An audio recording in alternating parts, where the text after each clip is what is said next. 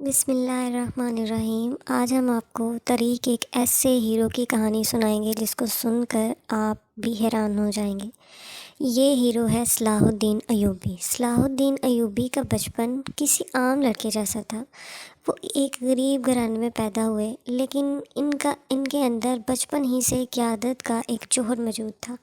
ایک واقعہ مشہور ہے کہ جب وہ چھوٹے تھے تو انہوں نے اپنے دوستوں کے ساتھ مل کے ایک چور کو پکڑ لیا۔ اس واقعے نے ان کے اندر انصاف کا جذبہ پیدا کیا، جو بعد میں ان کی شخصیت کا ایک اہم حصہ بنا۔ صلاح الدین ایوبی نے یوں تو بہت ساری جنگیں لڑی، لیکن ان کی ایک جنگ جو کہ حطین کی جنگ ایک سب سے بڑا معرکہ ہے، جس میں ان کی فوجی حکمت عملی اور ان کی صلاحیت کے جوہر نمایاں نظر آتے ہیں۔ حطین کی جنگ انہوں نے 1187 میں سب سے بڑی فوجی جنگ لڑی اور جس میں انہوں نے کامیابی حاصل کی۔ اس جنگ میں انہوں نے صلیبیوں کو شکست دینے کے لیے ایک زبردست حکمت عملی استعمال کی۔ صلاح الدین نے صلیبی فوج کو گرمی اور پیاس کی شدت میں گھیر لیا۔ انہوں نے پانی کے تمام ذرائع کو بند کر دیا، جس سے صلیبی فوج کمزور ہو گئی۔ آخرکار صلاح الدین نے انہیں شکست دے کر یروشلم کو آزاد کروایا۔ یہ جنگ نہ صرف فوجی حکمت عملی کا شاہکار تھی، بلکہ صلاح الدین کی بہادری اور ذہانت کا بھی منہ بولتا ثبوت ہے۔ یوں تو صلاح الدین اپنی رحم دلی کی وجہ سے بہت مشہور ہیں۔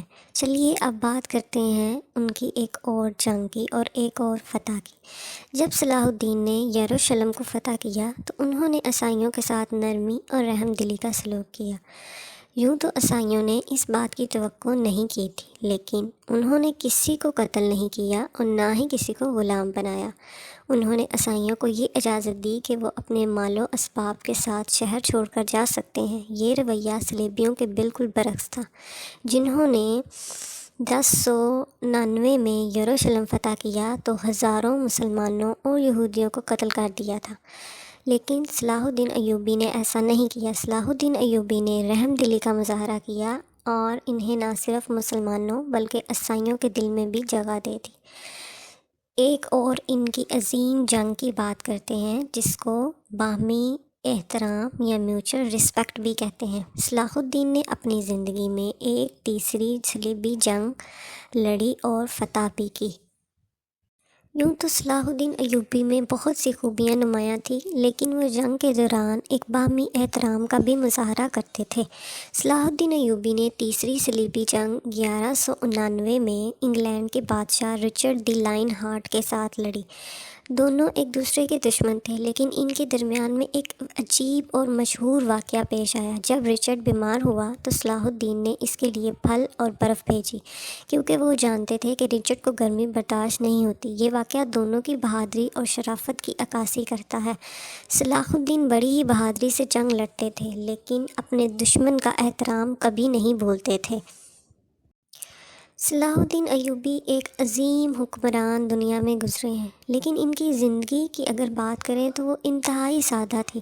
وہ شاہی لباس پہننے کی بجائے عام کپڑے پہنتے تھے۔ ان کا خیال تھا کہ ایک حکمران کو عوام کے ساتھ رہنا چاہیے اور ان کی مشکلات کو سمجھنا چاہیے۔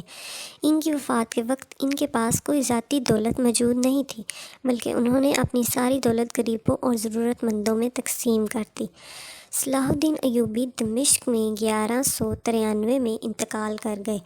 جب ان کی وفات کا وقت قریب آیا تو ان کے پاس صرف 1 دینار اور 40 درہم تھے، اور جو جان نکلنے سے پہلے انہوں نے اپنے غلاموں کو دے دیے۔ ان کی وفات پر ان کے دشمنوں نے بھی ان کی تعریف کی۔ رچرڈ دی لائن ہارٹ اس وقت کا انگلینڈ کا بادشاہ، اس نے تاریخ میں ایک مشہور جملہ رقم کروایا اور وہ صلاح الدین ایوبی کے بارے میں تھا۔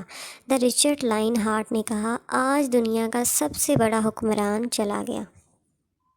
صلاح الدین ایوبی کی میراث صرف مسلمانوں کے لیے نہیں ہے، بلکہ پوری دنیا کے لیے ایک درس ہے، ایک سبق ہے۔ انہوں نے اپنی بہادری، حکمت عملی اور رحم دلی سے دنیا کو متاثر کیا۔ آج بھی ان کا نام تاریخ کے عظیم ہیروز میں شمار کیا جاتا ہے اور آج بھی وہ ہمارے دلوں میں زندہ ہے۔ صلاح الدین ایوبی کی کہانی ایک ایسے ہیرو کی کہانی ہے جو نہ صرف جنگجو تھا بلکہ ایک اعلیٰ عظیم انسان تھا، اور یہ ہماری تاریخ کا ایک بہت ہی عظیم ورثہ اور میراث بھی ہے۔ تھینک یو سو مچ۔ اگر آپ کو کہانی پسند آئی ہو تو چینل کو لائک اور سبسکرائب اور اپنے دوستوں کے ساتھ شیئر ضرور کیجیے گا۔